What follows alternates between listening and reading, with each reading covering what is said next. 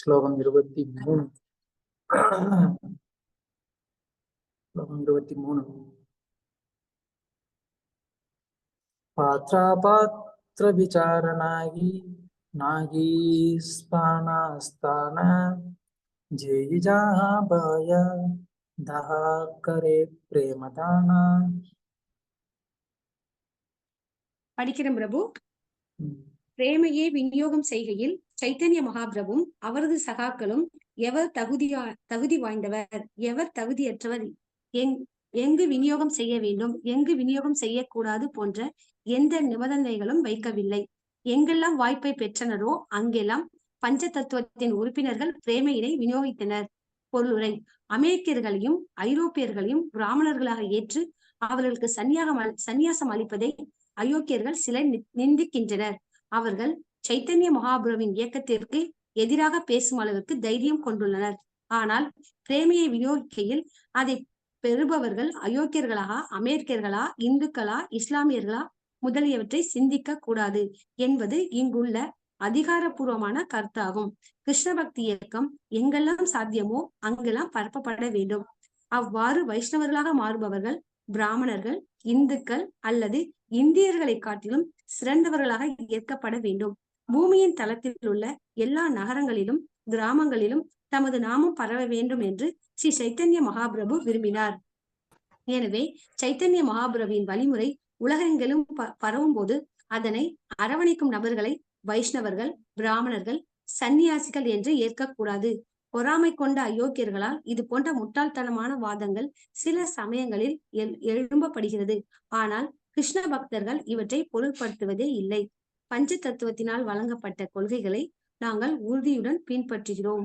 Thank you பிரபு. ஹரே கிருஷ்ணா பிரபு. ஹரே கிருஷ்ணா.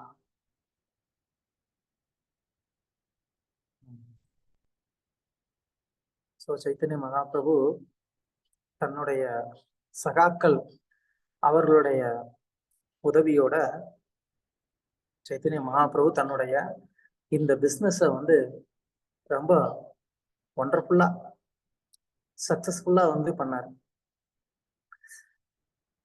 அப்படி என்ன business பண்ணாங்க அப்படின்னு கேட்டா, இது ஒரு மல்டி லெவல் மார்க்கெட்டிங் பிஸ்னஸ் இல்லையா? பகவானுடைய நாமத்தை விநியோகம் செய்யறது அப்படிங்கிறது இது ஒரு மல்டி லெவல் மார்க்கெட்டிங் பிஸ்னஸ். அதனால இது ஜஸ்ட் ஒரு இடத்துல ஒரு கம்பெனி வச்சுட்டு அந்த இடத்துல ஒரு ஃபேக்டரி இருக்கும், அங்க எல்லாம் வேலை செய்யறவங்க அதனால பயனடைவாங்க அப்படிங்கிற மாதிரியான ஒரு பிஸ்னஸ் இல்லை. இந்த பிஸ்னஸ் ஒரு மார்க்கெட்டிங் பிஸ்னஸ். ஸோ அதனால இதோடைய பிரான்ச் பாத்தீங்கன்னா உலகம் முழுக்க இருக்கணும். அதுல நிறைய பேர் என்ன பண்ணணும், சேல்ஸ் எக்ஸிக்யூட்டிவா அதுல ஒர்க் பண்ணணும். அதுல என்ன பிரயோஜனம் அப்படின்னு கேட்டா, இதுல யார் யாரு எவ்வளவு மக்களை போய் சென்று அடைகிறாங்களோ அவங்க எல்லாருக்குமே அவங்க எல்லாருக்குமே இதுல பலன். நீங்க இது பார்த்திருப்பீங்க, இந்தியால இந்த ஆம்வே மோடிகர் அப்படிங்கிற ஒரு வெளிநாட்டு பொருட்களை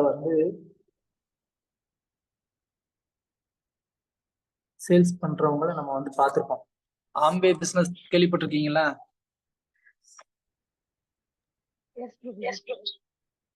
ஆம்பே பிசினஸ் கேள்விப்பட்டிருக்கீங்களா இல்லையா? கேள்விப்பட்டிருக்கோம்.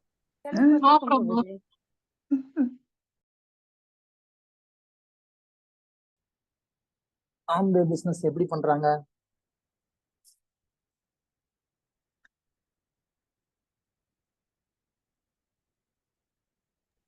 மீட்டிங் போட்டு நிறைய ரெப்ரசன்டேட்டிவ்ஸ் அப்பாயிண்ட் பண்றாங்க.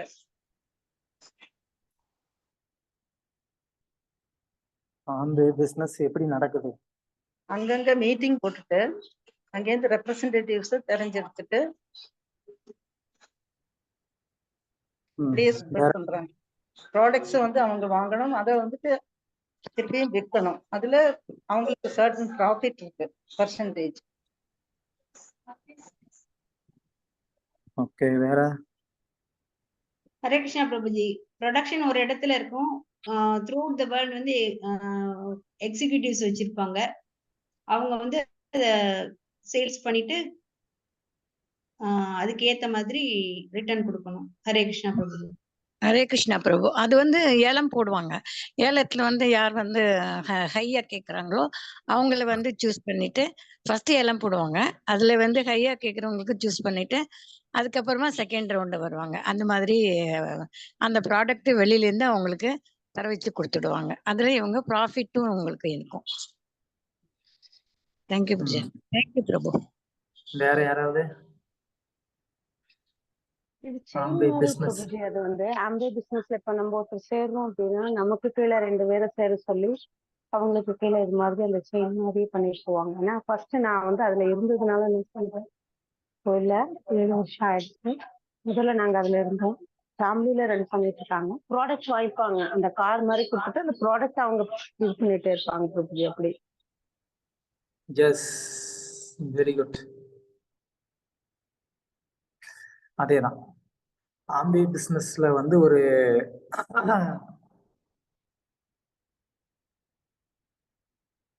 ஆளுங்களை சேர்க்கணும். அதேதான், ஆளுங்களை வந்து சேர்க்கறதுனால என்ன ஆகும் அப்படின்னு கேட்டா, அந்த இப்போ ஒருத்தர் வந்து இப்போ உதாரணத்துக்கு ராஜி மாதாஜி இருக்காங்க. ராஜி மாதாஜி வந்து யாரோ வந்து இப்ப என்னைய வந்து அதுல வந்து சேர்த்தாங்க, கோகிலா மாதாஜியை சேர்த்தாங்க.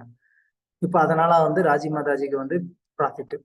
அப்புறம் நாங்க வந்து வேற யாராவது வந்து சேர்க்கிறோம் அப்படின்னு சொன்னா ராஜி மாதாஜிக்கு அதுலயும் ப்ராஃபிட். அவங்க கிட்ட வந்து ப்ராடக்ட்டும் வாங்குவோம். அதுக்கும் அது போக நமக்கு கீழே இருக்கிறவங்க வந்து அவங்க ப்ராடக்ட் வாங்கினா அதுலயும் அவங்களுக்கு வந்து ப்ராஃபிட் உண்டு. ஸோ அதுதான் வந்து இந்த ஆம்பே பிசினஸோடைய ஒரு மெத்தடு.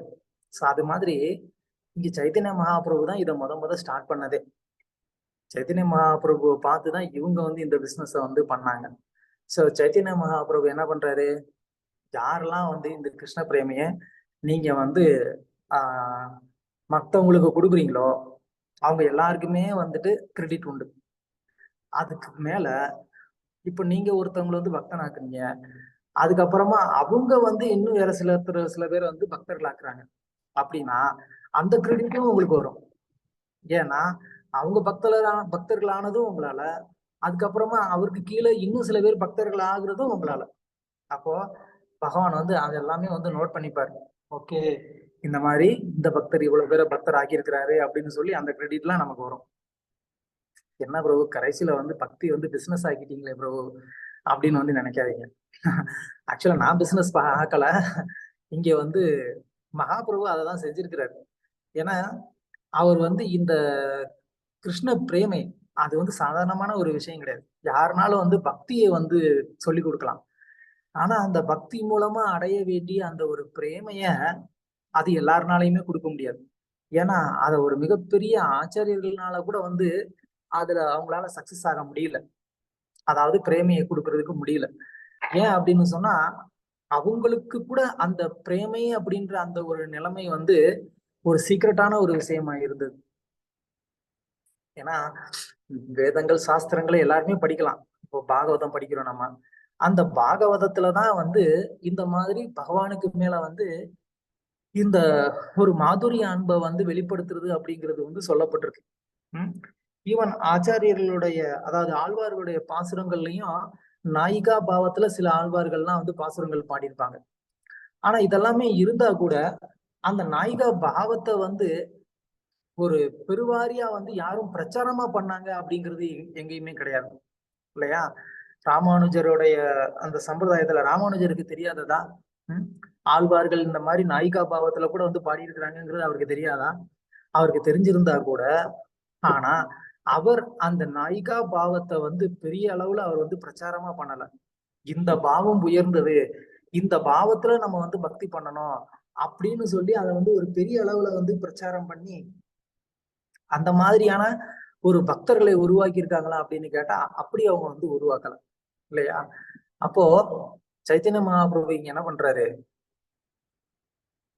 தன்னுடைய சகாக்களோட உதவியோட அவர் இதுல யாரு தகுதியானவர்கள் யாரு தகுதியற்றவர்கள்ங்கிற அப்படின்ற அந்த ஒரு குவாலிபிகேஷனே பார்க்கல. ராமானுஜ ஆச்சாரியர் வந்து திருக்கோஷ்டி நம்பியர்கிட்ட வந்துட்டு அந்த தீட்சை வாங்கணும். அவரு ஹரிநாம தீட்சை வாங்கணும். அப்ப அதுக்காக அவர் திருக்கோஷ்டியூர் போறாரு. ஸ்ரீரங்கத்துல இருந்து திருக்கோஷ்டியூர் நடந்தே போறாரு. அப்ப அங்க போய் வந்து அவர் கேட்கிறாரு, இந்த மாதிரி என்னை வந்து யமுனாச்சாரியார், அதாவது ஆள வந்தார், அவர் தான் அனுப்பிச்சாரு. நான் வந்து உங்ககிட்ட ஹரிநாம தீட்சை எடுக்கணும்னு விருப்பப்படுறேன் அப்படின்னு வந்து ராமானுஜாச்சாரியார் அவர்கிட்ட வந்து சொல்லும் போது, அப்படியா, சரி, இந்த தடவை வேண்டாம், போயிட்டு அடுத்த தடவை வா அப்படின்னு சொல்றாரு. ராமானுஜாச்சாரியார் ஒண்ணுமே பேசாம திரும்ப வந்துடுறாரு. அதுக்கப்புறமா அடுத்த தடவையும் வந்து போறாரு. அது மாதிரி 17 முறை வந்து என்ன பண்றாரு, அவர் வந்து ஸ்ரீரங்கத்துல இருந்து திருக்கோஷ்டியூருக்கு போறார், நடந்தே போறார். 17 முறையும் வந்து திருக்கோஷ்டியூர் நம்பி வந்து ஏத்துக்கல. சரி, அப்புறம் பார்க்கலாம்னு சொல்லி 17 முறை வந்து நிராகரிக்கிறார். 18வது முறைதான் வந்து என்ன சொல்றாரு, அதாவது 17வது முறை அவர் வந்திருக்கும் போது, அடுத்த முறை கண்டிப்பா நான் உனக்கு வந்துட்டு இந்த நாம தீட்சை கொடுத்து அதோடைய அர்த்தங்கள்லாம் உனக்கு சொல்லுவேன், ஆனா நீ தனியா வரணும், யாரையும் கூட்டிட்டு வரக்கூடாது அப்படின்னு சொல்லிடுவாரு. அப்புறமா 18வது முறை அவர் வந்து போகும்போது அவருக்கு தீட்சையை கொடுத்து அந்த நாமத்தினுடைய அர்த்தங்கள் எல்லாம் அவர் வந்து சொல்லி கொடுக்குறாரு. அப்போ எதுக்காக வந்து 18 முறை அலைய விட்டாரு அவரு அப்படின்னு கேட்டா, தீட்சை அப்படிங்கிறத வந்து யாரோ ஒருத்தவங்களுக்கு என்ன பண்ணிட முடியாது, அவங்க கேட்குறாங்கன்னு சொல்லி உடனே வந்து கொடுத்துட முடியாது, அவருக்கு வந்து அந்த தகுதி இருக்கணும் அப்படின்னு சொல்லி அவங்க வந்து என்ன பண்றாங்க, சோதிச்சு பாக்குறாங்க, இவர் வந்து தீட்சைக்கு தகுதியானவர் தானா அப்படிங்கிறத சோதிச்சு பார்த்துதான் அவங்களுக்கு வந்து தீட்சை கொடுக்குறாங்களே தவிர்த்து, யாரோ ஒருத்தர் வந்து கேட்குறாங்க அப்படின்றதுக்காக உடனடியா வந்து தீட்சை கொடுக்கறது அப்படிங்கிறது அந்த காலத்துல இல்லாம இருந்தது. இப்பவும் கூட வந்து ஸ்ரீ சம்பிரதாயத்துல வந்து தீட்சை வாங்குறது அப்படிங்கிறது அந்த அளவுக்கு வந்து ரொம்ப சுலபமான ஒரு வழியை அவங்க வந்து வச்சிருக்கல. அப்போ இந்த மாதிரி வந்து ஒரு தகுதி பார்த்து ஒருத்தருக்கு வந்து சாதாரணமா ஹரிநாம தீட்சை கொடுக்கறதுக்கே வந்து இந்த மாதிரி வந்து ஒரு தகுதி பார்த்தாங்க அப்படின்னு சொன்னா, கிருஷ்ண பிரேமை அப்படிங்கிறது வந்து சாதாரணமான ஒரு விஷயம் கிடையாது. கிருஷ்ண பிரேமை அப்படின்னா அது வந்து கம்ப்ளீட்டான ஒரு பியூரான ஒரு நிலைமையில அடையக்கூடிய ஒரு விஷயம்.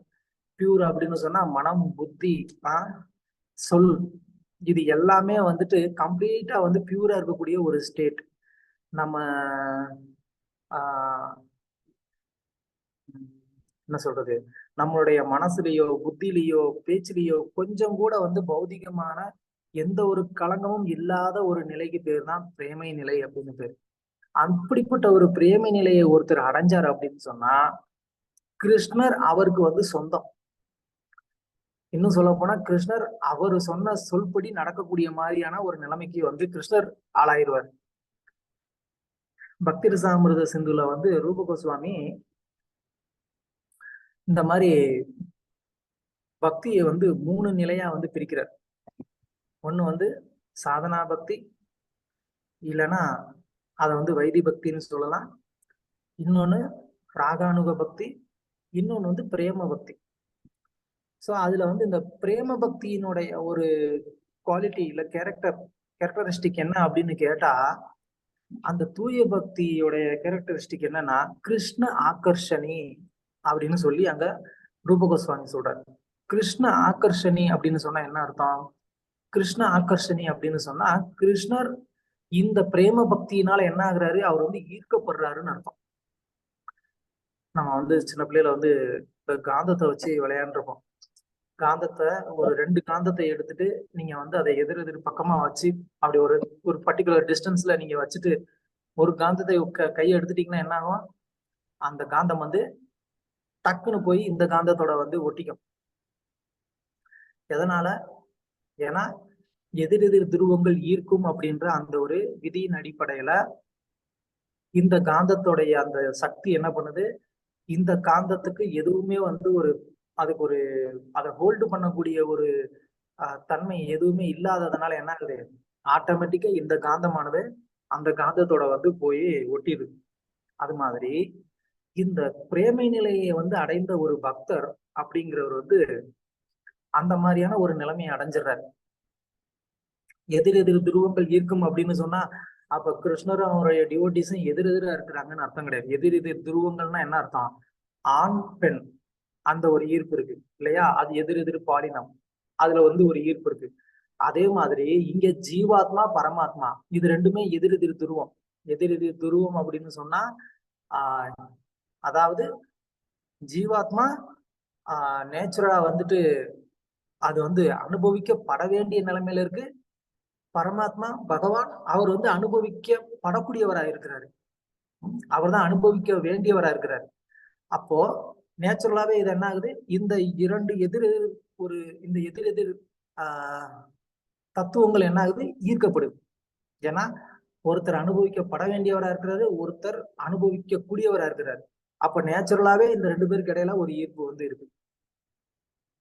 அப்போ இந்த கிருஷ்ண பிரேமை அப்படிங்கிறது எப்போ இந்த ஜீவாத்மா கிட்ட வந்து ஒரு பூரணமா வந்து வெளிப்படுதோ அந்த நிலைமையில நேச்சுரலாவே வந்து என்ன ஆகுது? இந்த ஜீவாத்மா கிருஷ்ணரை அன்கண்டிஷனலா வந்து என்ன பண்ணுது? ஈர்த்துருது. அங்க வந்து ஒரு எந்த விதமான ஒரு தடையுமே இருக்காது. கிருஷ்ணர்னால அவரே ஹோல்டு பண்ணிக்க முடியாது. இல்ல நான் வந்து இவர்கிட்ட போக மாட்டேன் அப்படின்னு சொல்லி என்ன பண்ண முடியாது. கிருஷ்ணர் தன்னை தானே ஹோல்டு பண்ணிக்கிறதுக்கு அவர்னாலையும் முடியாது. அவர் என்ன ஆகிதான் ஆகணும்? அவர் அந்த பக்தருடைய பக்திக்கு கட்டுப்பட்டு பின்னாடி போயே ஆகணும். அதுதான் வந்து பிரேம பக்தியினுடைய ஒரு நிலைமை. அப்போ யாரு அந்த பிரேம பக்தியினுடைய ஒரு நிலைமைக்கு ஒருத்தர் வந்துடுறாங்களோ அப்போ என்ன ஆகுது? கிருஷ்ணர் அவருடைய கண்ட்ரோல்ல போயிடுறாரு. அதுதான் நம்ம வந்து அம்பரீஷருடைய ஸ்டோரியிலையும் பாக்குறோம். துர்வாசர் வந்து அம்பரீஷரை வந்து தாக்கணும்னு நினைக்கிறாரு. உடனே வந்து சுதர்சனம் அவரை தாக்க முயற்சி பண்ணுது. அவர் எல்லா லோகத்துக்கும் ஓடி கடைசியில விஷ்ணு கிட்ட போய் வந்து சரண்டர் ஆகுறாரு. அப்போ வந்து விஷ்ணு சொல்றாரு, இல்லப்பா நானே என்னுடைய கண்ட்ரோல்ல கிடையாது, நான் என்னுடைய பக்தர்களுடைய கண்ட்ரோல்ல தான் இருக்கிறேன். அதனால உன்னையும் இப்ப நான் என்ன பண்ண முடியாது, மன்னிக்க முடியாது.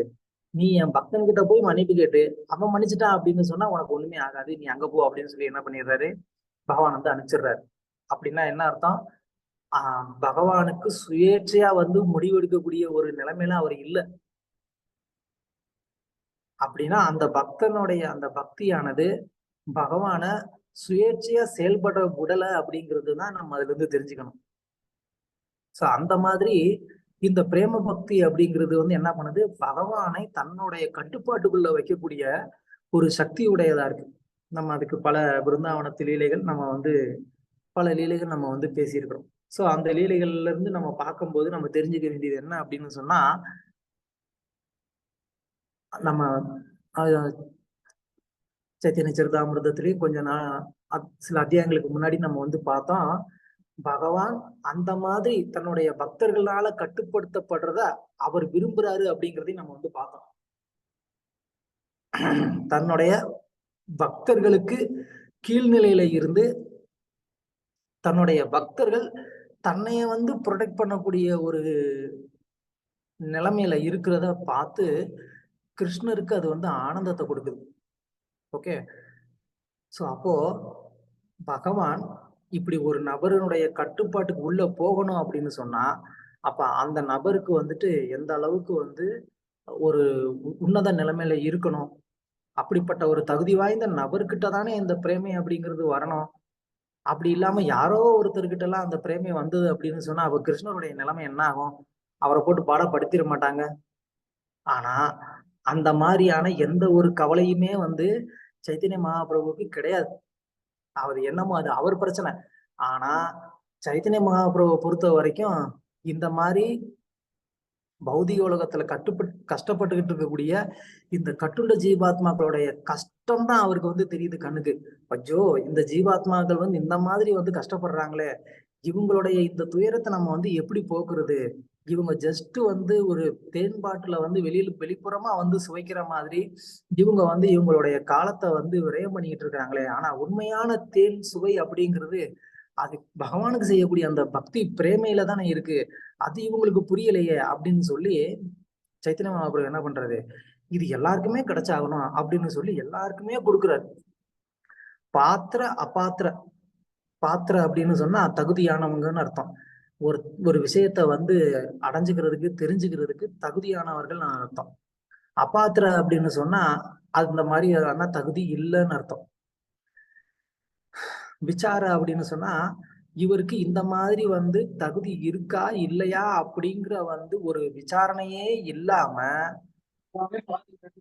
நாகி அந்த மாதிரி எந்த ஒரு விசாரணையுமே செய்யாம சைத்தன்ய மகாபிரபு என்ன பண்றாரு, எல்லாருக்குமே வந்து இந்த பிரேம தானங்கள்லயே நம்ம வந்து பல தானங்கள் வந்து கேள்விப்பட்டிருப்போம். அன்னதானம், ஏன் தண்ணி குடிக்கிற தண்ணி தானம், மோர் தானம் பார்த்திருப்போம். அப்புறம் வந்து கொடை தானம், செருப்பு தானம், ட்ரெஸ் தானம், படிக்கிறதுக்கு தானம், இப்படி என்னென்னமோ தானம் வந்து கேள்விப்பட்டிருப்போம். ஆனா சைத்தன்ய மகாபிரபு கொடுக்கக்கூடிய தானம் என்னது? சைத்தன்ய மகாபிரபு கொடுக்கக்கூடிய தானம் என்ன? நாமதானம். பிரேமதானம். பிரேமதானம். இது எவ்வளவு பெரிய ஒரு தானம்! இந்த தானம், அதுக்குதான் நான் இப்ப இவ்வளவு நேரம் வந்து அந்த பிரேமையினுடைய நிலையை வந்து நான் வந்து விளக்கிட்டு இருந்தேன். அப்பதான் நமக்கு வந்து அந்த பிரேம தானம் அப்படிங்கிறது எவ்வளவு பெரிய ஒரு தானம் அப்படிங்கிறது நமக்கு வந்து தெரியும். இத வந்து கொடுக்கறத விட்டுட்டு நம்ம வந்து என்ன நினைக்கிறோம், இந்த மாதிரி சாப்பாடு இல்லாதவங்களுக்கு சாப்பாடு போடுறதுதான் உயர்ந்த தானம். ஏன் இஸ்கான்ல இதெல்லாம் பண்ண மாட்டேங்கிறீங்க? படிப்பு இல்லாத ஏழைகளுக்கு படிப்பு சொல்லி கொடுக்கலாமே, அதுதானே உயர்ந்த தானம், ஏன் அதை நீங்க செய்ய மாட்டேங்கிறீங்க அப்படின்னு சொல்லி நம்மளை வந்து கேள்வி கேட்டுட்டு இருப்பாங்க. ஆனா பிரபுபாதர் ஒருத்தருக்கு தான் வந்து ஸ்ட்ராங்கான ஒரு நம்பிக்கை இருக்கு, இந்த எல்லா தானத்தை விட பிரேம தானம் தான் ஏன் பெருசு. ஏன்னா அந்த பிரேம தானம் கிடைச்சிச்சுன்னா சர்வலோக மகேஸ்வரன் சுகிருதம் சர்வபூதானா, எல்லாத்துக்குமே வந்துட்டு ஃப்ரெண்டா இருக்கக்கூடிய அந்த பகவான அந்த நபருக்கு போய் ஃப்ரெண்ட் ஆக்கி கொடுத்துட்டோம் அப்படின்னு சொன்னா அதுக்கப்புறமா அந்த அந்த நபருக்கு நீங்க என்ன தானம் கொடுக்க வேண்டியிருக்கு? ஒருத்தருக்கு தானம் கொடுத்து கொடுத்து நம்ம வந்து என்ன பண்றோம், அவர் எப்பயுமே தானம் வாங்கக்கூடிய நிலைமையிலேயே வச்சிருக்கிறோம். நம்ம அதுக்கு பேரு தானமா? தானம் அப்படின்னு சொன்னா நம்ம கொடுக்குற தானத்தினால அவருக்கு இனிமே தானம் வாங்க வேண்டிய அவசியமே இருக்காத ஒரு நிலைமைக்கு வரணும். அதுக்கு பேரு தான் தானம். அதுதான் சைத்தன்ய மகாபிரபுவும் சரி, சைத்தன்ய மகாபிரபு ஃபாலோ பண்ற நம்மளுடைய ஆச்சாரியர்களும் சரி, பிரபுபாதரும் சரி, அவங்க வந்து என்ன பண்றாங்க, இந்த தானம் தான் உலகத்துக்கு சிறந்த தானம் அப்படின்னு சொல்லி என்ன பண்றாங்க, இதை மக்களுக்கு எல்லாருக்கும் கொடுக்கறதுக்கு கடினமா உழைக்கிறாங்க. இதை புரிஞ்சுக்கிறதுக்கு ஒரு உண்மையிலே வந்து மூளை வேணும். இல்லை அப்படின்னு சொன்னா இதை வந்து ஏத்துக்கவும் மாட்டாங்க, புரிஞ்சுக்கவும் மாட்டாங்க. ரொம்ப ரொம்ப கஷ்டம். சோ சைத்தன்ய மகாபிரபு இந்த பிரேமதானத்தை வந்து கொடுக்குறாரு. யாராவது வந்து கொடுப்பாங்களா? யார் சைத்தன்ய மகாபிரபு? யாரு? சாட்சாத் கிருஷ்ணர். ஆனா ராதாராணியினுடைய ஒரு பாவத்தை ஏத்துக்கொண்டு வந்தவர். சும்மா ஒரு புரிஞ்சுக்கிறதுக்காக ஒரு உதாரணம் சொல்றேன், யாரும் தப்பா எடுத்துக்காதீங்க. ஒரு நல்ல பயங்கர பியூட்டிஃபுல்லான ஒரு ரிச்சான ஒரு பர்சன் இருக்கிறார். அவருக்கு ஒரு மனைவி இருக்கிறாங்க, ரொம்ப ரொம்ப அழகான ஒரு கணவர். இந்த கணவரை சரி பரவாயில்ல, நம்மள மாதிரியே எத்தனையோ பொண்ணுங்க வந்துட்டு கஷ்டப்பட்டுக்கிட்டு இருக்கிறாங்க, கல்யாணம் ஆகாம இருக்கிறாங்க. பாவம் நம்ம கணவர் அவங்களையும் கல்யாணம் பண்ணிட்டு சந்தோஷமா இருக்கட்டும், அதனால வந்து மத்த பொண்ணுங்களுக்கு ஏதோ வாழ்க்கை கிடைச்ச மாதிரி இருக்கும், அவங்களும் வாழ்க்கையில சந்தோஷமா இருப்பாங்க அப்படின்னு ஏதாவது ஒரு பொண்ணு வந்து நினைப்பாங்களா? கண்டிப்பா நினைக்க மாட்டாங்க. ஏன் எவ்வளவு பெரிய எவ்வளவு சொத்து இருக்கு, அந்த சொத்தை வந்து எவ்வளவு பிரிச்சு கொடுத்தாலும் வந்து காலியாகவே ஆகாது. அப்படி இருக்கும்போது எத்தனை பேரை கல்யாணம் பண்ணா என்ன, இவங்களுக்கு வந்து என்ன பாதிப்பு வரப்போகுது? அப்ப அவர் பல பேரை கல்யாணம் பண்ணா இல்ல பிரபுஜி, கணவன் மேல இருக்கிற பிரேமையினால மனைவிகள் விட்டு தர மாட்டாங்க. கணவன் மேல இருக்க பிரேமைனால விட்டு தர மாட்டாங்கன்னு சொல்ற பிரபுஜி. இல்ல, அவன் மேல வந்து பிரேமை இருக்கட்டும், அதே அந்த பிரேமையினால கணவர் மத்த நிறைய பேருக்குமே வந்துட்டு அந்த ஒரு அன்பை கொடுக்கட்டும், அதனால மற்றவர்கள் நிறைய பேரும் சந்தோஷமா இருப்பாங்களே அப்படின்னு ஏன் நினைக்க மாட்டோம்? ஒருவனுக்கு ஒரு தீங்கிற பண்பாடு இருக்கு பிரபுஜி. அது பந்தம், பௌதிக பந்தம். பௌதீகத்துல அத அக்செப்ட் பண்ண மாட்டாங்க பிரபு. பௌதிக பந்தம் அது.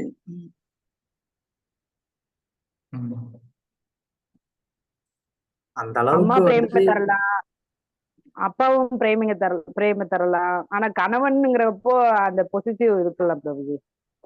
அந்த அளவுக்கு எங்களுக்கு பெரிய மனசு இல்லைன்னு சொல்ல வர்றீங்க. யாருக்குமே அப்படி இருக்காது பிரபுஜி. அப்ப யாருக்குமே அந்த அளவுக்கு பெரிய மனசு இல்லைன்னு சொல்றீங்க. அந்த விஷயத்துல இருக்காது பிரபுஜி. பிரபுஜி அன்புங்கிறது பலவிதம் இல்லையா பிரபுஜி?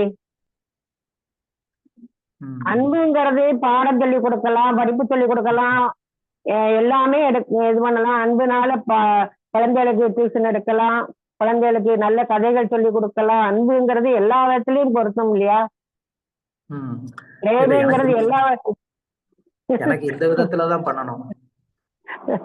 உங்களுக்கு இருக்கு பிரபுஜி. நீங்க இருக்கிறதுனாலதான் எங்களுக்கு பாடம் எடுக்கிறது இல்லைன்னா எப்படி எடுப்பீங்க?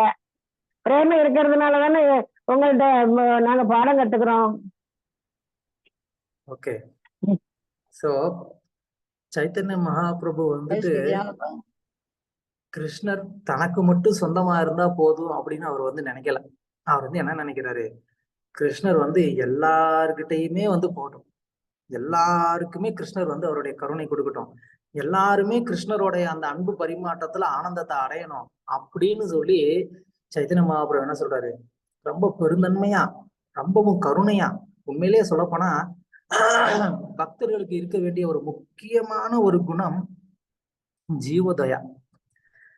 இந்த ஜீவதயா அப்படிங்கிற ஒரு கருணை வந்து பக்தர்களுக்கு தேவையான முக்கியமான ஒரு குணம்.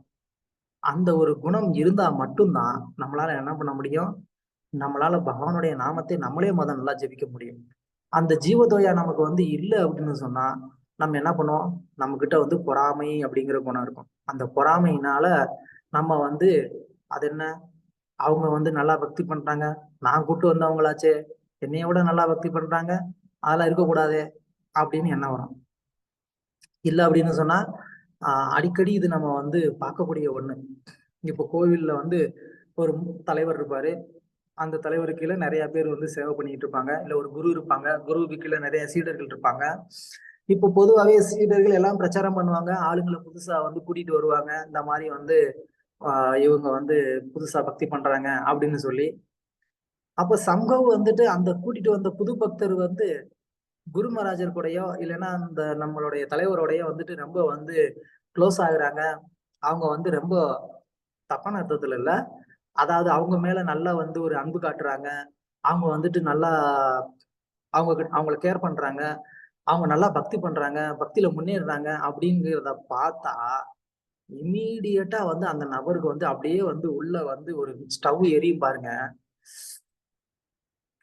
தாங்க முடியாது. ஆஹா, என்ன இது, நான் கூட்டிட்டு வந்த ஒரு நபர் என்னைய விட என் குரு கிட்டயோ எந்த லீடர் கூடயோ வந்துட்டு ரொம்ப க்ளோஸா இருக்கிறாரு, என்னைய விட அவங்க நல்லா பேசுறாங்க, பாக்குறேன் என்னைய விட நல்லா சேவை பண்றாங்க, என்னைய விட நல்லா வந்து பக்தி பண்றாங்க, நடக்கக்கூடாது இது அப்படின்னு சொல்லி என்ன பண்ணுவோம், இம்மீடியட்டா அதை ஸ்டாப் பண்ண முயற்சி பண்ணுவோம். அதுதான் வந்து நம்ம கிட்ட இருக்கக்கூடிய ஒரு குறை. ஏன்னா நம்ம கிட்ட அந்த ஜீவதோயா அப்படிங்கிறது இல்லை, கருணை அப்படிங்கிறது இல்லை. பரவாயில்ல, அந்த பக்தருக்கு அந்த மாதிரி வந்து ஒரு பகவானுடைய கருணையும் குருவோட கருணையும் கிடைக்குதுன்னா அதை பார்த்து நம்ம வந்து சந்தோஷம் தானே படணும். அதை பார்த்து நம்ம எப்படி வந்து பொறாமப்பட முடியும்?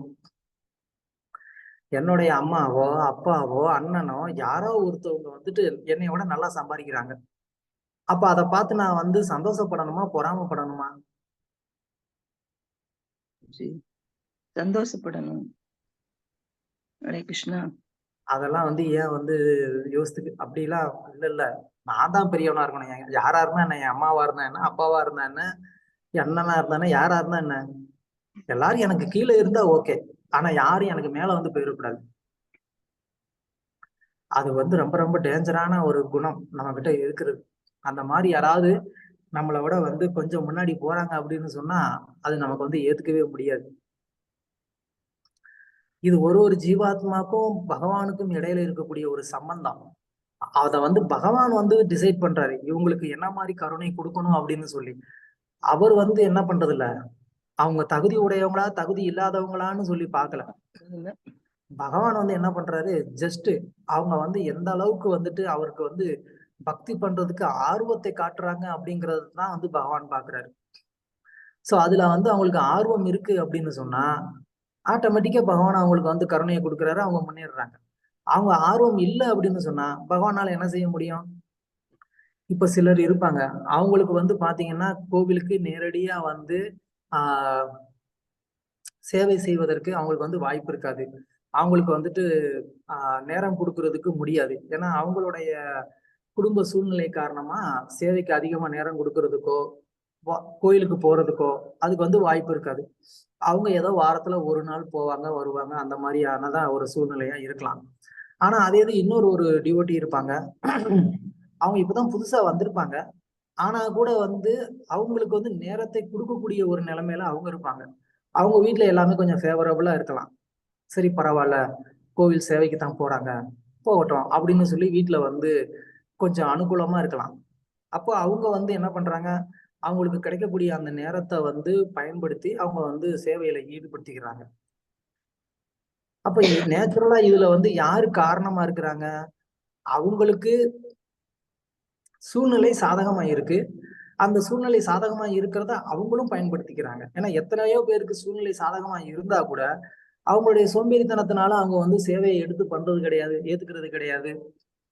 அப்ப நேச்சுரலாவே அவங்களுக்கு எப்படி பகவானுடைய கருணை கிடைக்கும்? ஆனா சூழ்நிலை சரியா அமைந்திருக்கிற பட்சத்துல, ஒருத்தர் அதை வந்து சரியா பயன்படுத்திக்கிற பட்சத்துல, அப்ப அது யார் மேல தப்பு? என்னுடைய சூழ்நிலை, நான் வந்து கோவிலுக்கு அதிகமா போக முடியாம அந்த மாதிரி சேவை எடுத்து செய்ய முடியாத நிலைமையில நான் இருக்கலாம். அது என்னுடைய சூழ்நிலை தான், என் மேலதான் தப்பே தவிர அவருக்கு வந்துட்டு சூழ்நிலை சாதகமா இருக்குங்கிறதுக்காக நம்ம வந்து இல்ல இல்ல நானே இன்னும் இந்த மாதிரி எல்லாம் வந்து போய் சேவை பண்ணல, அது எப்படி இவங்க வந்து அதுக்குள்ளேயே போய் அந்த மாதிரி சேவை பண்ணலாம் அப்படின்னு நினைச்சா அது எவ்வளவு தூரம் வந்துட்டு ஒரு பொறாமை குணம் இருக்குங்கிறத நமக்கு வந்து காமிக்குது. ஏன்னா நமக்கு அதை வந்து டைஜஸ்ட் பண்ண முடியல. என்னது, நமக்கு பின்னாடி வந்தவங்க அதுக்குள்ளேயும் இவங்க வந்து இந்த மாதிரி எல்லாம் சேவை பண்ணி முன்னேறலாம்னு நினைக்கிறாங்களா அப்படின்னு சொல்லி நம்ம வந்து என்ன பண்ண மாட்டோம், அதை ஏத்துக்க மாட்டோம். உடனே நம்ம என்ன செய்வோம், அதை எப்படியாவது தடுக்கிறதுக்கு நம்ம வேலை பண்ணுவோம்.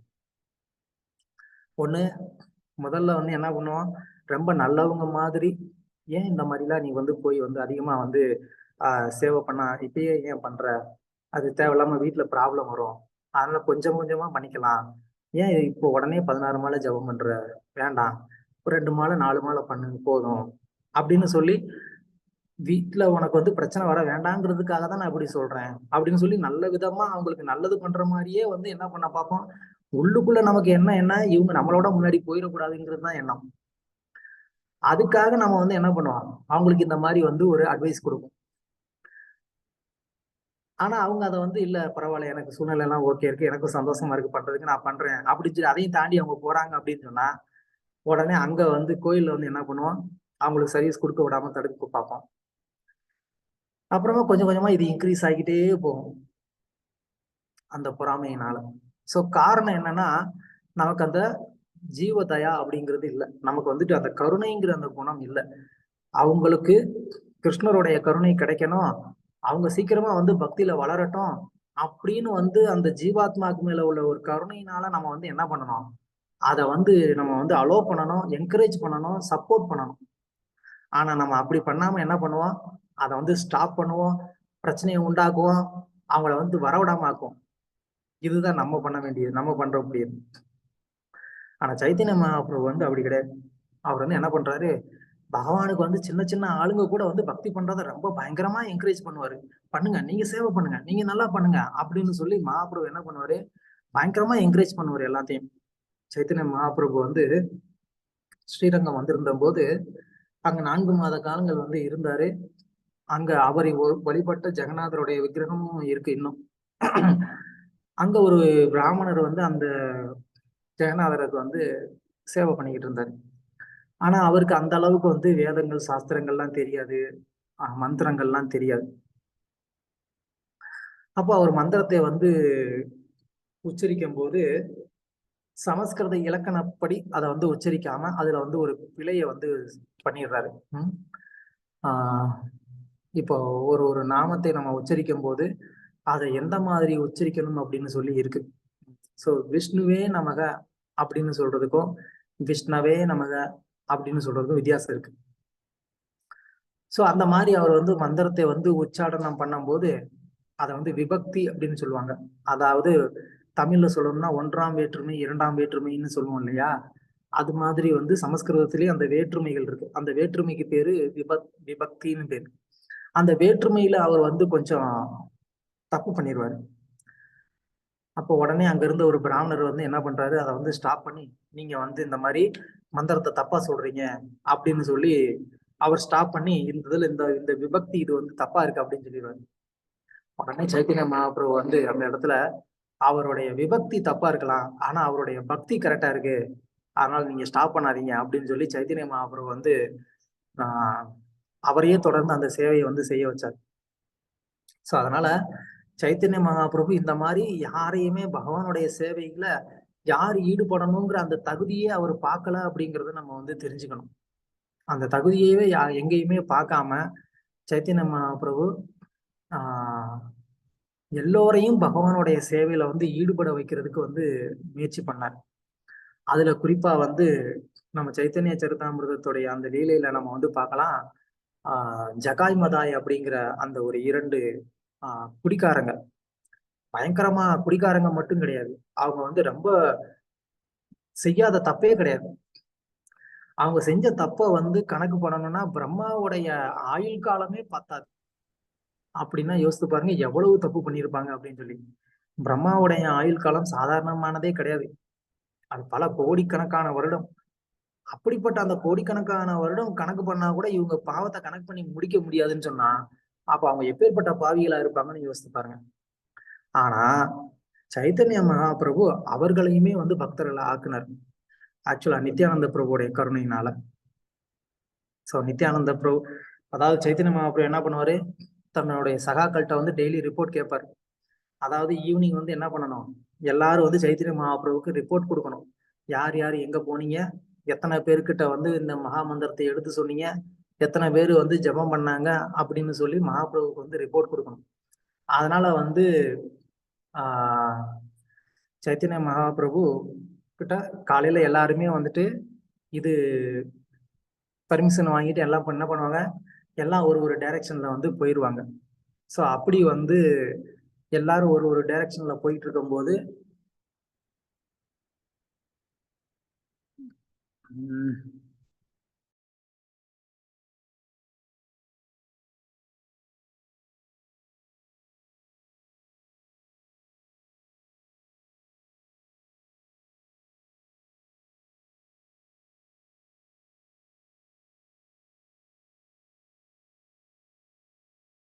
என்னாச்சு? பிரபு நீங்க மியூட்ல இருக்கீங்க பிரபு. ஹரே கிருஷ்ணா.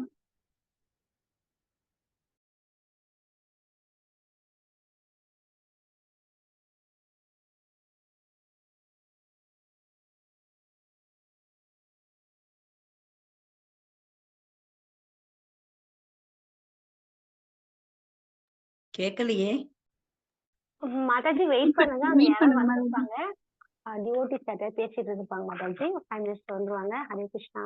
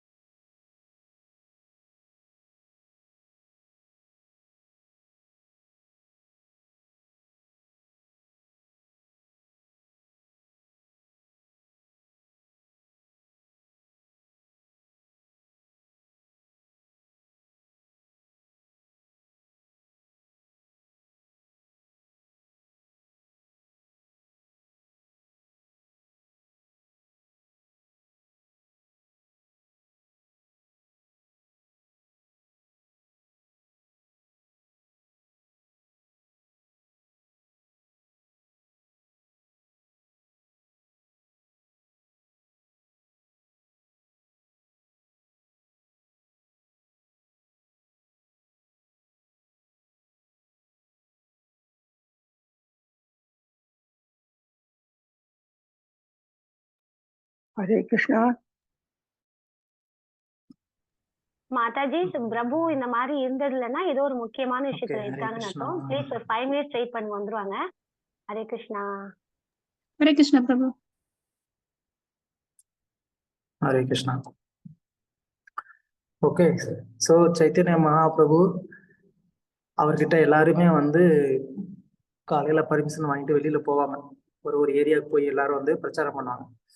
அப்படி ஒரு நாள் வந்து நித்யானந்தர், ஹரிதாஸ் தாக்கூர் 2 பேருமே வந்து பிரச்சாரம் பண்ண போறாங்க. அப்போ எல்லாம் வந்து ஒவ்வொரு டோரா வந்து நாக் பண்றாங்க, கதவை திறங்க அப்படின்னு சொல்லி. அப்போ கதவை திறந்தோடனே யாரையா நீங்க, என்ன எதுக்கு வந்தீங்க அப்படின்னு சொல்லி உடனே அவங்க வந்துட்டு, நாங்க இந்த மாதிரி ஹரிநாம பிரச்சாரம் பண்றோம், ஒரே ஒரு வாட்டி நீங்க வந்துட்டு பகவானுடைய ஹரி நாமத்தை வந்து நீங்க சொல்லுங்க அப்படின்னு சொல்லி. அதெல்லாம் சொல்ல முடியாது போயா அப்படின்னு சொல்லி. இல்ல ப்ளீஸ் ப்ளீஸ் ஒரே ஒரு வாட்டி நீங்க வந்து ஹரி நாமத்தை சொல்லுங்க அப்படின்னு. உங்களுக்கு நிறைய வேலை கிடைக்கா, காலங்காலத்துல வந்து டிஸ்டர்ப் பண்ணிட்டு இருக்கிறீங்க, போங்க அப்படின்னு சொல்லி விரட்டி இருப்பாங்க. அவங்க போக மாட்டாங்க. இல்ல ஒரே ஒரு வாட்டி ஹரின்னு சொல்லுங்களேன் அப்படின்னு சொல்லி கேட்பாங்க. உடனே அவர் வந்து, சொல்லிக்கிட்டே இருக்கிற, ஹரின்னு சொல்ல மாட்டேன்னு சொல்லி திரும்ப திரும்ப சொல்லுன்னு சொல்லிக்கிட்டே இருக்கிற அப்படின்னு சொல்லி அவங்க வந்து சொன்ன உடனே அப்படியே பயங்கர ஹாப்பி ஆயிடுவாரு நித்யானந்த பிரபு. ஒரு வாட்டி ஹரின்னு சொல்லிட்டான் அப்படின்னு சொல்லி கீழே உளுந்து வந்து உருளுவாரு அவரு, ஹரின்னு சொல்லிட்டான் அப்படின்னு சொல்லி. அதை பாக்குறவங்க எல்லாம் வந்து ஒரே கன்ஃபியூஸ் ஆயிடுவாங்க, யார் இவன் பைத்தியமா இருப்பானோ அப்படின்னு சொல்லி. அப்படி நித்யானந்த பிரபு வந்து ஒருத்தரை ஒரு முறையாவது வந்து பகவானுடைய நாமத்தை சொல்ல வைக்கிறதுக்கு ரொம்ப ரொம்ப பிரயத்தனப்படுவார். அப்படி யாராவது ஒருத்தவங்க வந்து சொல்லிட்டாங்கன்னா அவருக்கு பயங்கர ஆனந்தமா இருக்கும், ஒரு முறை பகவானுடைய நாமத்தை சொல்லிட்டான் அப்படின்னு சொல்லி. சோ அப்படி யாரு என்னன்ற ஒரு வித்தியாசமே இல்லாம எல்லார்கிட்டையுமே வந்து இந்த மாதிரி நாமத்தை பிரச்சாரம் பண்ணிட்டு இருந்தாங்க. அப்போ அவ வந்து என்ன நினைச்சாங்க, சடனா வந்து கள்ளுக்கடை இருக்கிற பக்கமா வந்து போயிட்டாங்க. நித்யானந்த பிரபு அந்த பக்கமா ஹரிதாஸ் தாக்கூரை கூட்டிட்டு போயிட்டாரு. ஹரிதாஸ் தாக்கூர் சொல்றாரு, ஏன்பா அந்த பக்கம் போற, அங்க எல்லாமே குடிகாரங்க இருக்கிறாங்க, அங்க போனா வந்து என்ன நடக்கும்னே தெரியாது அப்படின்னு சொல்லி. இல்ல மகாபிரபு ரொம்ப சந்தோஷப்படுவாரு. இந்த மாதிரி ஆளுங்களையும் வந்து நம்ம ஜபம் பண்ண வச்சோம்னு சொன்னா சைத்தன்ய மகாபிரபு ரொம்ப சந்தோஷப்படுவாரு. அதனால வந்து வா அங்க போவோம்னு சொல்லி ஹரிதாஸ் தாக்கூரை கூட்டிட்டு போயிடுவாரு. ஹரிதாஸ் தாக்கூர் பயந்துட்டே வருவாரு, இன்னைக்கு என்ன பண்ண போறானோ அப்படின்னு சொல்லி. அதுலயும் குறிப்பா வந்துட்டு இந்த ஜகாய் மதாய் அப்படிங்கிற அந்த ஒரு 2 பேரு வந்து ரொம்ப ரொம்ப வந்து மோசமானவங்க அப்படிங்கறது தெரிஞ்சு நித்யானந்த பிரபு அவங்க கிட்ட போனாரு. அப்பனா இவங்களதான் நம்ம வந்து என்ன செய்யணும், நாமத்தை சொல்ல வைக்கணும், அப்பதான் மகாபிரபு ரொம்ப சந்தோஷப்படுவாரு அப்படின்னு சொல்லி அவங்க கிட்ட போய் வந்து இந்த மாதிரி நித்யானந்த பிரபு வந்து நீங்க வந்து பகவானுடைய நாமத்தை சொல்லணும், சொல்லுங்க அப்படின்னு சொல்லி கேட்பாரு. அவங்க பயங்கர குடிபோதையா இருப்பாங்க, ஓ அங்கிட்டு டிஸ்டர்ப் பண்ணாத அப்படின்னு சொல்லி மாறி மாறி இவர் வந்து போய் கேட்கும் போது அவங்க வந்து கோபம் அடைஞ்சு என்ன ஆயிடுறாங்க, கையில வந்து வச்சிருக்கிற அந்த கல்லு குடிக்கக்கூடிய அந்த பானையை வச்சு மண்டையில அடிச்சிடுறாங்க. நித்யானந்த பிரபு யாரு, சாட்சாத் பகவான், அவருடைய மண்டையை அடிச்சு திறந்துடுறாங்க. மண்டையில இருந்து உடனே அப்படியே ரத்தமா வருது. அதை பார்த்து வந்து ஹரிதாஸ் தாக்கூர் மிரண்டு போயிடுவாரு, அச்சோ நித்யானந்த பிரபுக்கு இப்படி பெரிய அபராதம் பண்ணிட்டாங்களே, இன்னைக்கு என்ன ஆக போகுதுன்னு தெரியலையே அப்படின்னு சொல்லி ஹரிதாஸ் தாக்கூர் ஓடி போய் வந்து சைத்தன்ய மகாபிரபுட்ட சொல்லுவாரு, இந்த மாதிரி எல்லாம் ஆகி போச்சு அப்படின்னு சொன்ன உடனே சைத்தன்ய மகாபிரபு பயங்கர கோபத்தோட வந்து அந்த ஜகாய் மதாய் 2 பேரும் எங்கடா இருக்கிறீங்க அப்படின்னு சொல்லி தேடி வந்து அவங்கள வந்து சுதர்சனத்தை வந்து வர வச்சு கொண்டுடலாம் அப்படின்னு சொல்லி ஒரு முடிவு பண்ணிடுவாரு. அப்ப நித்யானந்த பிரபு தான் வந்து அவர் காலில் விழுந்து, நீங்க வந்து நமோ மகாவதன்யாய அப்படின்னு சொல்லி எல்லாருனாலையும் போற்றப்படக்கூடிய ஒரு மகாவதன்யாய, ஒரு மகா கருணா அவதாரமா இருக்கக்கூடிய நீங்க இப்படி ஒரு செயல்ல ஈடுபட்டீங்க அப்படின்னு சொன்னா கொஞ்சம் கூட நல்லா இல்ல. நீங்க எல்லாருக்கும் கருணையை கொடுக்கறதுக்காக தான் வந்திருக்கிறீங்களே தவிர தண்டிக்கிறதுக்காக வரல, தயவுசெய்து இவங்களை மன்னிச்சிருங்கன்னு சொல்லி நித்யானந்த பிரபு வந்து சைத்தன்ய மகாபிரபு காலில் விழுந்து கெஞ்சுறாரு. யாரை இந்த குடிகாரங்க வந்துட்டு போதையில தலையில பானையை வச்சு அடிச்சு ரத்தம் வர வச்சாங்களோ அவங்க மேல நித்யானந்த பிரபு கருணையை காட்டுறாரு. இதுதான் ஜீவதோயா. சைத்தன்ய நித்யானந்த பிரபு ஒரு பக்தர் எப்படி இருக்கணுங்கிறதுக்கு தானே வந்து ஒரு உதாரணமா இருந்து காட்டுறாரு. தன்னை தண்டிச்ச ஒருத்தன் கூட வந்து பக்தியை விட்டு போயிடக்கூடாது, அவன் பகவானுடைய சேவையில இருக்கணும், பக்தி பண்ணணும் அப்படின்னு நினைக்கணும் ஒரு டிவோட்டி. என்கிட்டயா வந்து பிரச்சனை பண்ற, பாரு நீ இனிமே பக்தியில எப்படி இருக்கிறேன்னு நான் பாக்குறேன் அப்படின்னு நம்ம நினைக்கிறோம்னா அப்ப நம்ம வந்து ஒரு டிவோட்டியே கிடையாது. எல்லாருமே வந்து பக்தி பண்ணணும், எல்லாருக்கும் பக்தி பண்றதுக்கு வாய்ப்பை ஏற்படுத்தி கொடுக்கணும், அதுக்குதான் நம்ம வந்து இருக்கிறோமே தவிர யாருமே வந்து பக்தி பண்ணாம இருக்கிறதுக்கு அதை தடுக்கிறதுக்கு நமக்கு வந்துட்டு நமக்கு கிடையாது. அதுக்கு அதிகாரமே நமக்கு கிடையாது. ஏன்னா சாட்சாத் பகவான் டைரக்டா அவர் வந்து இத வந்து இந்த மிஷனை வந்து யார் நடத்துறா? சாட்சாத் பகவான் டைரக்டா அவர் வந்து நடத்துறாரு. அவரு எல்லாருக்குமே வந்து கிடைக்கணும்னு நினைக்கிறாரு. அதை தடுக்கிறதுக்கு நாம யாரு?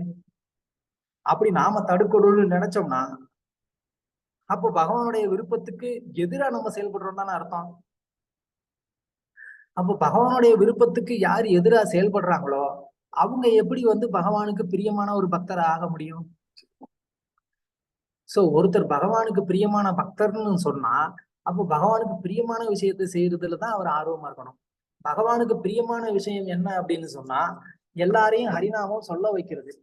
அப்போ பகவானுக்கு எல்லாரையுமே ஹரிநாமம் சொல்ல வைக்கிறது தான் பகவானுக்கு பிரியமானதுன்னா அப்ப நாம எல்லாரையும் அதுல ஈடுபடுத்துறது தான் நம்ம செய்யக்கூடிய வேலையா இருக்கணுமே தவிர நாம அதை தடுக்கிறது எப்படி வந்து பகவானுக்கு பிரியமா இருக்கும்? அப்ப பகவானுக்கு நம்ம பிரியமா இருக்க மாட்டோம். அப்புறம் எப்படி பக்தியில முன்னேறுவோம்? அதனால நம்ம வந்து என்ன பண்ணணும்? எல்லாருமே வந்து பக்தியில ஈடுபடுறதுக்கு முன்னேறதுக்கு ஈடுபடுறது கூட எல்லாருமே பண்ணிடுவோம். ஏன்னா நமக்கு தெரியாது யாரு என்ன ஏதுன்னு. எல்லாரையுமே ஆரம்பத்துல நீங்களும் பக்தி பண்ணுங்க நீங்களும் பக்தி பண்ணுங்கன்னு சொல்லுவோம். ஆனா அவங்க கொஞ்ச நாள் கழிச்சு நம்மளோட முன்னாடி போகும்போது நமக்கு தெரியும் ஒருவேளை இவங்களை வந்து தப்பா நம்ம சேர்த்து விட்டுட்டோமோ அப்படின்னு சொல்லி. ஆக்சுவலா அவர் நல்லா பக்தி பண்றாரு, பக்தியில முன்னேறாரு. ஆனா பிரச்சனை இருக்கிறது நம்ம கிட்ட. நமக்கு தான் வந்து அவர் முன்னேறது பிடிக்கல.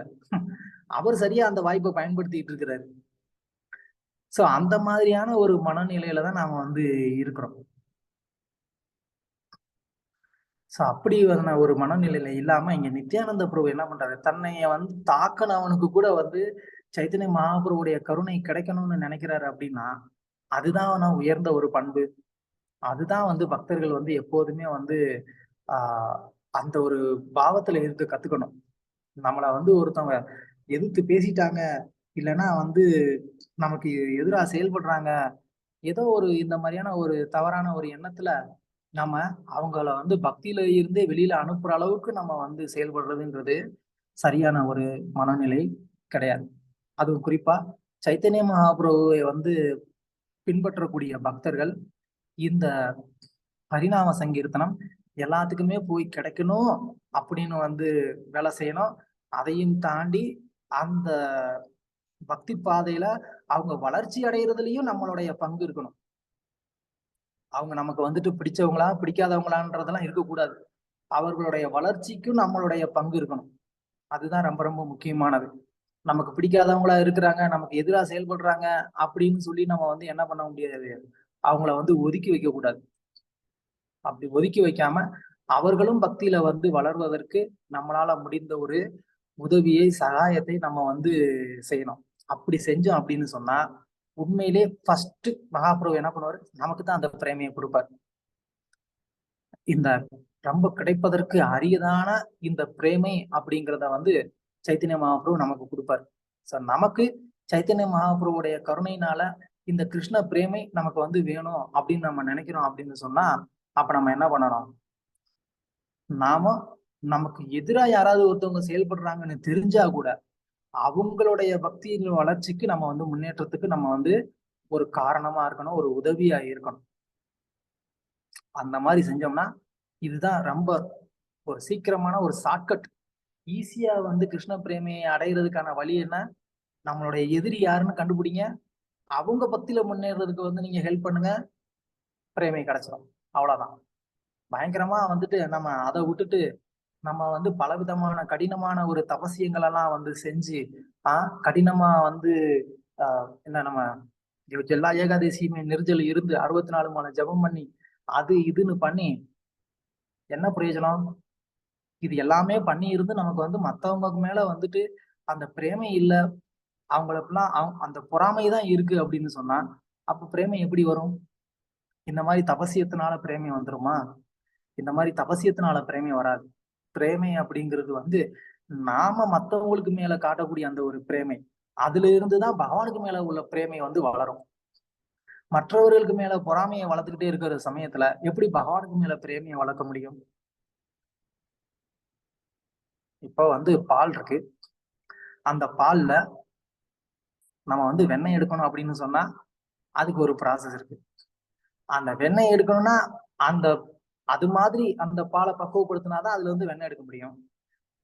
அந்த பாலை ஆல்ரெடி வந்து வேற ஏதோ இன்னொன்னு பண்ணி அதே நேரத்துல வெண்ணெய் எடுக்கணும்னா ரெண்டுமே பண்ண முடியுமா? ரெண்டுமே ஒரே நேரத்துல பால்ல இருந்து வராது. சோ வெண்ணெய் எடுக்கணும்னா அதுக்கு பாலை தயிராக்கி தயிரை கடைஞ்சா வெண்ணெய் வரும். நம்ம வந்துட்டு ஆல்ரெடி வந்துட்டு பாலை வந்து ஆஹ் வேற ஒரு ப்ராசஸ் பண்ணிட்டு இப்போ வந்து அது தயிரா மாத்திரம் அது தயிராவே மொதல் ஆகாது. அப்புறமே அதுல இருந்து எங்க வெண்ணெய் வரும்? சோ அதனால பிரேமை வரணும் அப்படின்னா முதல்ல நம்ம கிட்ட பிரேமை இருக்கணும் மற்றவர்கள் மேல. எப்ப நம்ம மற்ற பக்தர்களுக்கு மேல மற்றவர்களுக்கு மேல நமக்கு பிரேமை எந்த அளவுக்கு வளருதோ அதை பொறுத்து வந்து என்ன ஆகும், நமக்கு பகவானுக்கு மேல பிரேமை வளரும். ஸோ இதுதான் வந்து ரொம்ப ஷார்ட்கட், சூட்சுமமானது கூட. ஏன்னா இதை நம்ம எவ்வளவு கேட்டா கூட இதை ப்ராக்டிக்கலா இதை நம்ம வந்துட்டு ப்ராக்டிஸ் பண்றது அப்படிங்கிறது ரொம்ப ரொம்ப கஷ்டம். இதை வந்து நம்ம எப்படியாவது கஷ்டப்பட்டு நம்ம வந்து பயிற்சி செஞ்சிட்டோம் அப்படின்னு சொன்னா அப்ப கண்டிப்பா கிருஷ்ண பிரேமை இந்த பிறவிலேயே நம்மளால அடைய முடியும். அப்படி இல்லை அப்படின்னு சொன்னா நமக்கு எத்தனை பிறவி ஆகும்னு சொல்ல முடியாது. ஸோ அதனால சைத்தன்ய மகாபிரபு இங்க நமக்கு வந்து காமிக்கக்கூடிய இந்த ஒரு பிரின்சிபல் என்னன்னா, எல்லாருக்குமே வந்து பகவானுக்கு பக்தி பண்ணக்கூடிய அந்த ஒரு வாய்ப்பை ஏற்படுத்தி கொடுக்கணுங்கிறது பகவானுடைய ஒரு விருப்பம். அந்த விருப்பத்தை நிறைவேற்றுறதுல நாம நம்மளால முடிந்தவரை நம்ம சைத்தன்ய மகாபிரபுக்கு நம்ம சேவையை வந்து கொடுக்கணும். அப்போ சைத்தன்ய மகாபிரபு சந்தோஷப்படுவார். ஓகே, ஹரே கிருஷ்ணா. ஏதாவது கேள்வி இல்ல கருத்துக்கள்? ஹரே கிருஷ்ண பிரபு. பிரபு, இப்போ ஜீவாத்மா வந்து எந்த மாதிரி தூய்மையா இருந்தாங்கன்னா அப்படின்னா அந்த பிரேமையை வந்து அவங்களுக்கு